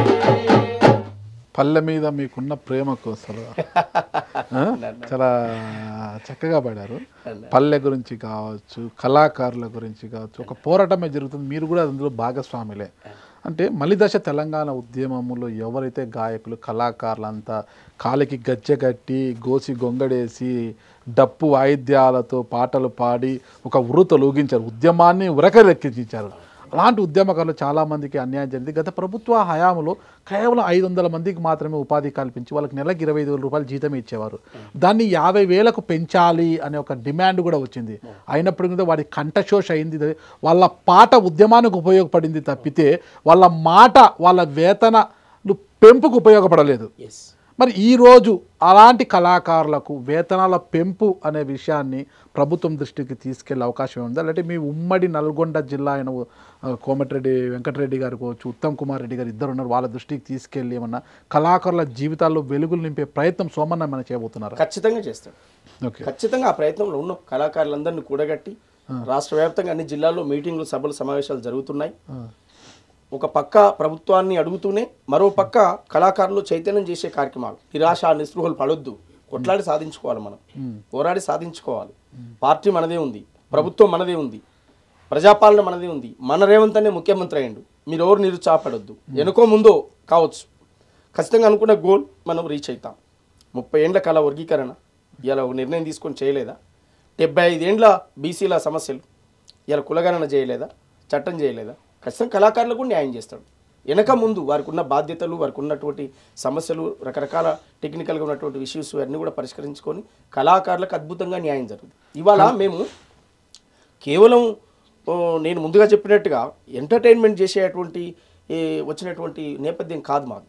ఇవాళ ఒక సందేశాత్మకమైనటువంటి పాటలు చెప్తా ఉన్నాం ప్రజలకు. కంప్యూటరు చేతుల బట్టు ప్రపంచమే కనిపిస్తుంది, ఇంగిలీసు పదును పెట్టు విశ్వమంతా నడిపిస్తుంది, వాట్సాపుల్లో ఫేస్బుక్కుల్లో కాలక్షేపాలొద్దు, నీ మంచి కొరకు అవి ఉపయోగిస్తే ఉన్నతంగా ఎదుగొచ్చు, శాస్త్రవేత్తలు సైంటిస్టులు ఎన్నో కనిపెట్టారు, అవి అనుభవిస్తూ నువ్వు హాయిగా కూసొని శుద్ధమొద్దుగా వద్దు, ఇది పోటీ సమాజం రా, నువ్వు ఓటమి చెందకురా, గెలుపే నీ లక్ష్యం రాం, గగనంపై అడుగైరాం, యువతి యువకులారాం, విద్యార్థి తమ్ములారాం, మహనీయుల దారిలో నడవాలి, మరో చరిత్రను రాయాలి, ఈ సమాజం అనేటి పుస్తకంలో మీరు చెరగని చరిత్రలవ్వాలి, కంప్యూటర్ చేతుల పట్టు ప్రపంచమే కనిపిస్తుంది, ఇంగ్లీషు పదును పెట్టు విశ్వమంతా నడిపిస్తుంది, ఇంగ్లీషు పదును పెట్టు విశ్వమంతా నడిపిస్తుంది. పరిశోధనలతో మానవుడెన్నో ప్రయోగాలను చేశాడు, భూమికి ఆకర్షణ శక్తి ఉందని ప్రపంచానికి చెప్పాడు, కరెంటు కనుగొని బలు వెలిగించి కంటికి వెలుగందించాడు, ఆకు పసరుతో ఆయుర్వేదమై ఇంగ్లీషు గోలందించాడు, గాలిలో ఎగిరే పక్షిని చూసి ఏరోప్లేను కనుగొన్నాడు, రవాణా కోసం రైలుతో పాటు ఎన్నెన్నో కనిపెట్టాడు, ఇది పోటీ సమాజం రా, నువ్వు ఓటమి చెందకురా, గెలుపే నీ లక్ష్యం రా, గగనంపై అడుగైరా, యువతి యువకులారా, విద్యార్థి తమ్ములారా, మహనీయుల దారిలో నడవాలి, మరో చరిత్రను రాయాలి, మహనీయుల దారిలో నడవాలి, మరో చరిత్రను రాయాలి. బానిసత్వమును బహిష్కరించిన యోధుల చరితను మరువద్దు, బహుజన పేరుతో రాజ్యం ఏలిన వీరుని చరితను విడువద్దు, పెద్ద పెద్ద సాఫ్ట్వేర్ కంపెనీలకు యజమానులు మీరు కావాలి, కంప్యూటర్లు మాట్లాడుకునే కోడింగ్ భాషను నేర్వాలి, కంప్యూటర్లు మాట్లాడుకునే కోడింగ్ భాషను నేర్వాలి, కంప్యూటర్లను మాట్లాడుకునే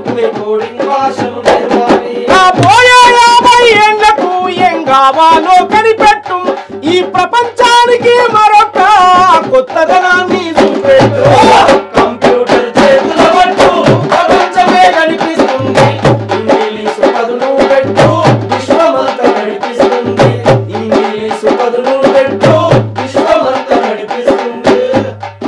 ఇంగ్లీష్ గురించి కంప్యూటర్ విధానం గురించి ఇప్పటి యువతకు అర్థమయ్యేలా చాలా చక్కగా బోధించారు. మీరు ఇంతగా గొప్పగా చెప్తున్నారు అన్ని అంశాలను కూడా. ఇక రేవంత్ రెడ్డి గారి గురించి ఆయన పాలన నుంచి ప్రజల పాలైందిరో తెలంగాణ అని చాలా గొప్పగా చెప్తున్నారు. కానీ ఇదంతా రేవంత్ రెడ్డి అన్న పాలైందిరో అన్నట్టుగా వాళ్ళు మాట్లాడు టీఆర్ఎస్ వాళ్ళు. మొన్న కేటీఆర్ గారు మొన్న విమర్శించారు కదా, ఫ్యూచర్ సిటీ లేని ఫ్యూచర్ సిటీ దీనికి సీఎం రమేష్తో చేతులు 1600 కోట్ల రూపాయల కాంట్రాక్ట్ కట్టబెట్టాడు.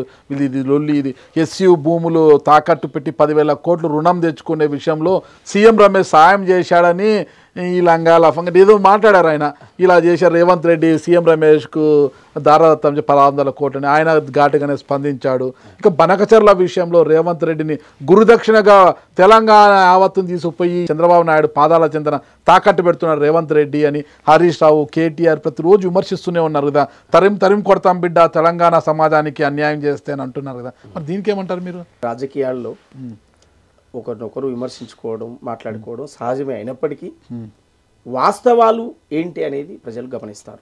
చివరిగా అంతిమంగా మనం లేని విషయాన్ని ఒక విషయాన్ని కావాలని రుద్ది మీద రుద్దితే గుంటే డొల్లే. ఒక గుంటని తీసి వాటర్ పోస్తే నిలబడతాయి, ఓ డొల్లగుట్టి నీళ్ళు పోస్తే నిలబడాయి. అబద్ధం అలాంటిది. అందువల్ల ఏదో విమర్శించినంత మాత్రాన వారికి ఉన్నటువంటి ఇమేజ్ తగ్గదు, వారికి ఉన్నటువంటి పాపులారిటీ పోదు, ప్రజల్లో వారికి ఉన్నటువంటి పేరు పోదు. సహజంగా జరుగుతుంటాం. మేము చెప్పాము, ప్రజాపాలన వచ్చిందో తెలంగాణ పల్లెల్లో ప్రతి ఇంటికి పండుగ తెచ్చిందో రేవంత్ అన్న పాలనలో. ప్రజాపాలన వచ్చిందో తెలంగాణ పల్లెల్లో ప్రతి ఇంటికి పండుగ తెచ్చిందో రేవంత్ అన్న పాలనలో. ప్రజాపాలన వచ్చిందో తెలంగాణ పల్లెల్లో ప్రతి ఇంటికి పండుగ తెచ్చిందో రేవంత్ అన్న పాలనలో. ప్రజాపాలన వచ్చిందో తెలంగాణ పల్లెల్లో ప్రతి ఇంటికి పండుగ తెచ్చిందో రేవంత్ అన్న పాలనలో. ఓలా ఓలా ఓలా ఓలా ఓలా ఓలా ఓలా ఓలా ఓలా ఓలా ప్రజాపాలన వచ్చిందో తెలంగాణ పల్లెల్లో ప్రతి ఇంటికి పండుగ తెచ్చిందో రేవంత్ అన్న పాలనలో.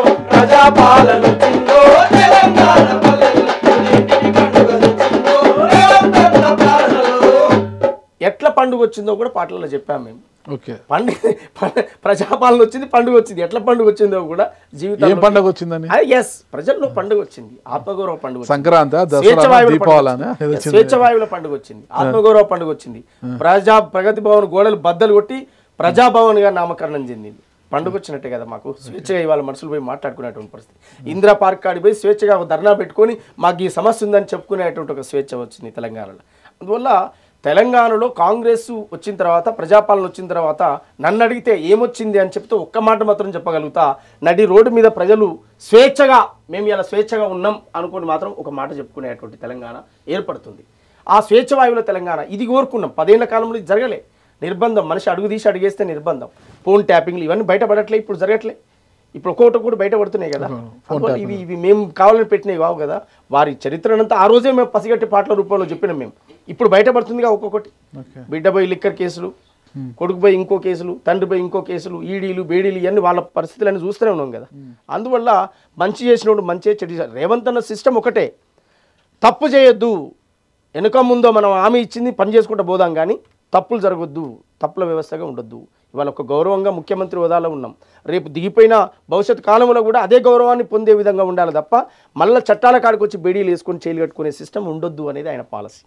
అందువల్ల చిన్నగా దాన్ని గాడిలో పెట్టుకుంటూ పని చేసుకుంటూ పోతా ఉండు. అద్భుతంగా తెలంగాణ సమాజానికి నేను మీ ద్వారా చెప్పేటువంటి విషయం, భవిష్యత్తు ఎదిగే బిడ్డల కోసం భవిష్యత్ తరాలను బాగు చేసేటువంటి ఒక వ్యవస్థ కాంగ్రెస్ పార్టీ. కాంగ్రెస్ పార్టీ రాహుల్ గాంధీ గారి నేతృత్వంలో, రేవంత్ అన్న నేతృత్వంలో అద్భుతంగా ఈ రాష్ట్రంలో, ఈ దేశంలో కూడా అధికారంలో కాంగ్రెస్ వస్తుంది. ఎదిగే బిడ్డలు, రేపు భవిష్యత్ తరాలన్నీ కూడా భారత రాజ్యాంగంలో మన జీవితం దాగుంది, భారత రాజ్యాంగంలోనే మన భవిష్యత్తు ఉంది. ఆ రాజ్యాంగాన్ని తుంచేయాలి అనేటువంటి ఆలోచన కలిగిన శక్తులను మనం వ్యతిరేకిస్తూ, భారత రాజ్యాంగాన్ని కాపాడే శక్తులకు మనం మద్దతు ఇస్తూ మనం కూడగట్టేటువంటి ప్రయత్నం జరగాలనేదే నా ఒపీనియన్. రాష్ట్ర తెలంగాణ బిడ్డలు మీ బిడ్డలు కూడా ఒకరు. ఎస్, మీ బిడ్డలు మీకు ఎంతమంది బిడ్డలు ఎలా ఉన్నారు వాళ్ళు అసలు? మంచిగా ఉంటారు, పిల్లలు బాగున్నారు. వాళ్ళకి ఇప్పుడు ఈ పాటలన్నీ కూడా వాళ్ళ కోసమే చెప్పారు. ఇద్దరు బిడ్డలు, ఇద్దరు కొడుకులు, ఇద్దరు కూతురు, ఇద్దరు కొడుకులు. వాళ్ళకు వాళ్ళ సందేశం ఇస్తే చెప్పాను నేను పాటలు. ఓకే, వాళ్ళు కూడా సోమన్న యొక్క సదవాలిరా కొడక సదవాలిరా, మహనీయులావలే ఎదగాలిరం, ఎదగాలిరా బిడ్డ ఎదగాలిరా, పుడిసె పొద్దును ముద్దాడాలిరం. ఓ సాహు మహజన నా పంచ ప్రాణమం, నిండు నూరేళ్ళు నువ్వు సల్లగుండాలిరా, ఈ పేదొళ్ళ బతుకులు పండాలిరా. సదవాలిరా కొడక సదవాలిరా, మహనీయులావలే ఎదగాలిరా, ఎదగాలిరా బిడ్డ ఎదగాలిరా, పొడిసే పొద్దును ముద్దాడాలిరా. అజ్ఞానముతోటే మన తాత తండ్రులు అంధకారంలోనే బతికిండురా, అంధకారంలోనే బతికిండురా, అంధకారంలోనే బతికిండురా. ఎట్టి చేసుకుంటూ మట్టి మోసుకుంటూ ఎన్నో బాధలు అనుభవించారురా, ఎన్నో బాధలు అనుభవించారురా, ఎన్నో బాధలు అనుభవించారురా. బతుకంత చేసిండు త్యాగాలురా, నీ గుండె గాయం మనప బయలురా. సదవాలిరా కొడక సదవాలిరా, మహనీయులావలే ఎదగాలిరా, ఎదగాలిరా బిడ్డ ఎదగాలిరా, పుడిసె పొద్దును ముద్దాడాలిరా. నీకు ఆకలైనప్పుడు అక్షరాలనే అన్నమాను కోని నమలాలిరా, అన్నమాను కోని నమలాలిరా, అన్నమాను కోని నమలాలిరా. పడుకున్న లేసిన పరుగెత్తి ఉరికిన ధ్యాసంత చదువుపై ఉండాలిరా, ధ్యాసంత చదువుపై ఉండాలిరా, నీ ధ్యాసంత చదువుపై ఉండాలిరా. పుస్తకాల పురుగులవ్వాలిరా, రేపటికి వెలుగులు కావాలిరా. సదవాలిరా కొడక సదవాలిరా, మహనీయులావలే ఎదగాలిరా, ఎదగాలిరా బిడ్డ ఎదగాలిరా, పొడిసె పొద్దును ముద్దాడాలిరా, ఎదగాలిరా బిడ్డ ఎదగాలిరా, పొడిసె పొద్దును ముద్దాడాలిరా, ఎదగాలిరా బిడ్డ ఎదగాలిరా, పొడిసె పొద్దును ముద్దాడాలిరా. పుట్టిన ప్రతి మనిషి జీవితానికి సార్థకత ఒకటి ఉండాలిరా, సార్థకత ఒకటి ఉండాలిరా, నీకు సార్థకత ఒకటి ఉండాలిరా. నీ మనసుకేదనిపిస్తే అదే చెయ్యి గాని అనుకున్న లక్ష్యాన్ని చేరాలిరా, అనుకున్న లక్ష్యాన్ని చేరాలిరా, అనుకున్న లక్ష్యాన్ని చేరాలిరా. ఆశయాలతోటి బతకాలిరా, అందనంత ఎత్తు ఎదగాలిరా. సదవాలిరా కొడక సదవాలిరా, మహనీయులావలే ఎదగాలిరా, ఎదగాలిరా బిడ్డ ఎదగాలిరా, పొడిసె పొద్దును ముద్దాడాలిరా. IAS IPS డాక్టరో ఇంజనీరో కావాలిరా, డాక్టరో ఇంజనీరో కావాలిరా, నీవు డాక్టరో ఇంజనీరో కావాలిరా. దర్శనాల సుష్మ గాదరి ప్రియంక పట్టుదలను నీవు పసిగట్టరా, పట్టుదలను నీవు పసిగట్టరా, పట్టుదలను నీవు పసిగట్టరా. పూర్ణ ఆనందవర అడుగేయరా, ఎవరెస్ట్ పైకెక్కి జై కొట్టరా. సదవాలిరా కొడక సదవాలిరా, మహనీయులావలే ఎదగాలిరా, ఎదగాలిరా బిడ్డ ఎదగాలిరా, పొడిసె పొద్దును ముద్దాడాలిరా, పొడిసె పొద్దును ముద్దాడాలిరా, పొడిసె పొద్దును ముద్దాడాలిరా. కోసి గంగడి గట్టి మీరు పాట పాడితే అందరికి గద్దరనే గుర్తుకొస్తారు. ఓకేనా? మరి భవిష్యత్తులో సోమన్నని ఎవరిలో చూసుకోవాలి మేము?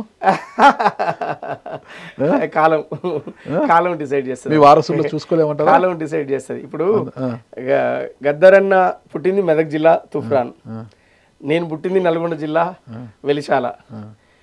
నాకు గద్దరన్నకు పాట సంబంధం ఉద్యమ సంబంధమే. నేను గద్దరన్న లాగా తయారు కావాలి, గద్దరన్ననే నేనై వినిపించాలనేటువంటి నినాదము ఇది 30 ఏళ్ల క్రితం కలగన్నటువంటిది, 30-35 ఏళ్ల క్రితం కలగన్నటువంటి జీవితమే. వారిని చూడనప్పుడే వారి ఆహార్యం, వారు ఎలా ఉంటారు అనేది ఊహించుకొని బతికినటువంటి వాడిని. ఆ గ్రాఫిక్స్ ఆర్ట్ ఫోటోలు ఉండేది క్యాసెట్ల మీద. గద్దరన్న రియల్ బొమ్మ కూడా కాదు, అది జస్ట్ గీసినటువంటి బొమ్మ, దాని మీద ప్రింట్ వేసేది. జననాట్య మండలి పాటలను వచ్చేది, ఆయన స్టిల్స్ కొన్ని మూమెంట్స్ ఇట్లా పెట్టేది. అయ్యే ఆర్ట్ ఫిగర్లే ఉండేది, అవి ఒరిజినల్ బొమ్మ కాదు. అది చూసి నేర్చుకున్నటువంటి వాళ్ళం.